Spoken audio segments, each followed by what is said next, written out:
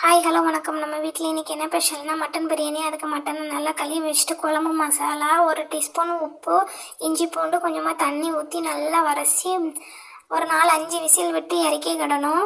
இன்னொரு பாத்திரத்தில் எண்ணெயை ஊற்றி பட்டை, லவங்கம், ஏலக்காய், பிரியாணி இலை, கல்பாசி எல்லாம் போட்டு நல்லா வதக்கிட்டு 2 பெரிய வெங்காயத்தை போட்டு நல்லா வதக்கணும். உப்பு இஞ்சி பூண்டு போட்டு நல்லா வதக்கணும்.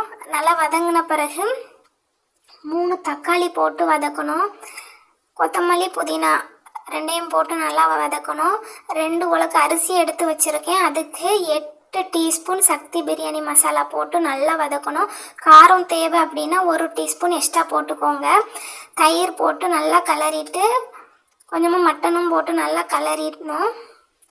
பச்சை வாடை போடுற தட்டி நல்லா கிளறணும். 2 உலக்கு அரிசிக்கு 3 உலக்கு தண்ணி எடுத்திருக்கேன். அவிய வச்ச தண்ணியையும் நம்ம சேர்த்துக்கிடலாம். மூடி வச்சு ஒரு விசில் விட்டு இறக்குனா பிரியாணி ரெடி ஆயிரும்.